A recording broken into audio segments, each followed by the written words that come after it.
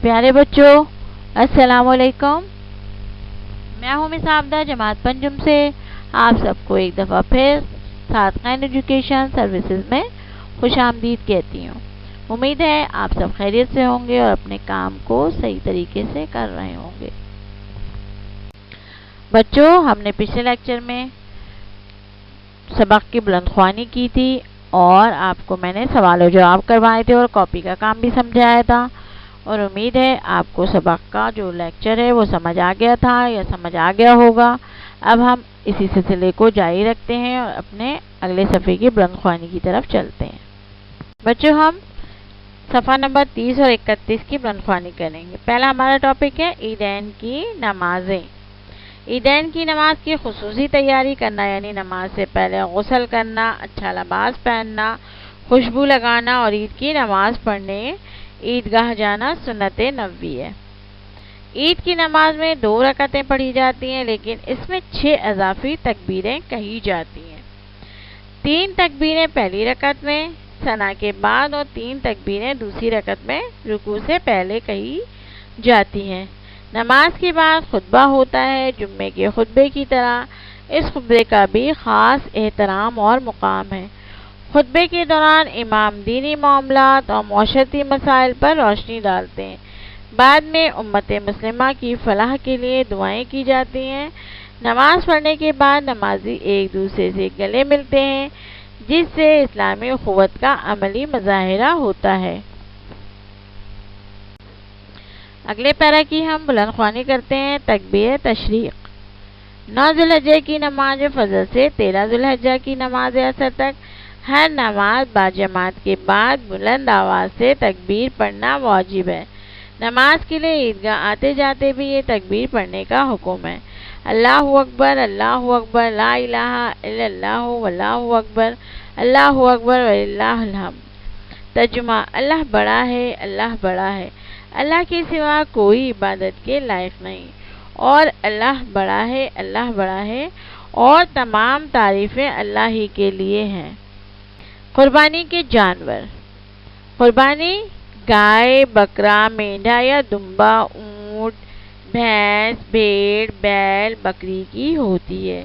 ان جانوروں کے کم از کم 2 دانت ہونے ضروری ہیں، جس سے یہ ثابت ہوتا ہے کہ یہ اب بڑے اور قربانی کے قابل ہو گئے ہیں۔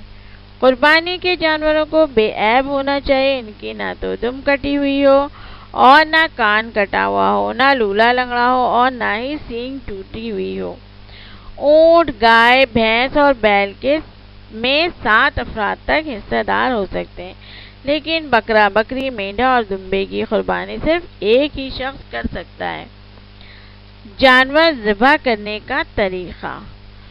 جانور کو زمین پر لٹا کر اس کا منہ قبلے کی طرف کر کے اسے تیز چھری سے ذبح کرنا چاہیے۔ قربانی سے پہلے جانور کو پانی اور چارہ دیا جائے اور پھر بسم اللہ، اللہ اکبر کہتے ہوئے گلے پر چھری چلائی جائے۔ بچوں، یہاں پہ ہماری بلند خوانی سبق کی اختتام ہوئی۔ بچوں، اب مختصر سوال و جواب کی باری آتی ہے۔ سوال نمبر 1 ہے، قربانی کے جانور کو خریدتے وقت کن باتوں کا خیال رکھنا چاہیے؟ جواب: قربانی کے جانور کو بے عیب ہونا چاہیے، ان کے جسم کا کوئی حصہ بھی ٹوٹا یا کٹا نہ ہو، اور بھی ضروری ہے کہ بکرا یا بکری 1 سال کا ہو اور ان کے سامنے کے 2 بڑے دانت نکل آئے ہوں۔ سوال نمبر 2 ہے، قربانی کن لوگوں پر واجب ہے؟ جواب: قربانی کرنا ہر اس شخص پر واجب ہے جو صاحب نصاب ہو، یعنی اس کی مالی حیثیت اچھی ہو۔ بچوں، سوال نمبر 3 ہے، قربانی کے گوشت کو بانٹنے کے لیے کیا حکم ہے؟ جواب ہے، قربانی کا گوشت 3 حصوں میں تقسیم کیا جاتا ہے۔ ایک حصہ اپنے گھر کے لیے، دوسرا غریبوں اور محتاجوں کے لیے، اور تیسرے حصے کا گوشت رشتہ داروں، پڑوسیوں اور دوستوں میں تقسیم کے لیے ہے، جو گوشت کا تحفہ لے کر خوش ہوتے ہیں۔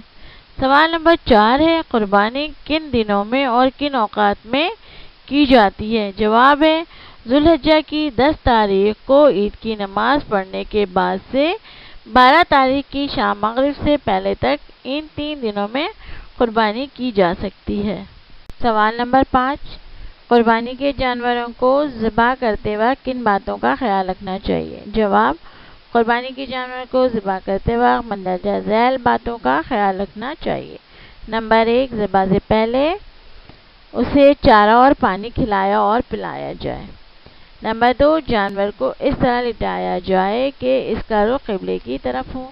نمبر 3، ذبح کے لیے تیز چھری کا استعمال کیا جائے اور لٹانے کے فوراً بعد اللہ اکبر پڑھ کر ذبح کر دیں۔ بچوں، کتاب کا صفحہ نمبر 32 اور 33، ان دونوں صفحوں پر خالی جگہ اور فلو چارٹ موجود ہے۔ یہ دونوں کام آپ کو کتاب میں ہی کرنا ہے، میں کچھ بھی فل کر کے نہیں دوں گی، آپ کو خود کرنا، دیکھتی ہوں آپ کو کتنا کرنا آتا ہے۔ ٹھیک ہے، یہ دونوں کام آپ نے کتاب میں کرنا ہے۔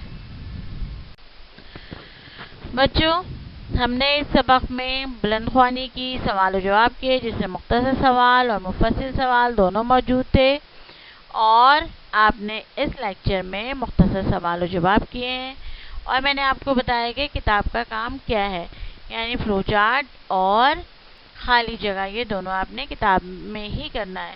امید ہے بچوں یہ تمام کام آپ کو سمجھ آ گیا ہوگا۔ آپ اس کام کو ترتیب سے کریں گے کاپی میں، اور کتاب کا کام کتاب میں کریں گے، کتاب کا کام کاپی میں نہیں اتارنا ہے۔ اب میں آپ سب سے اجازت چاہوں گی۔ اللہ حافظ۔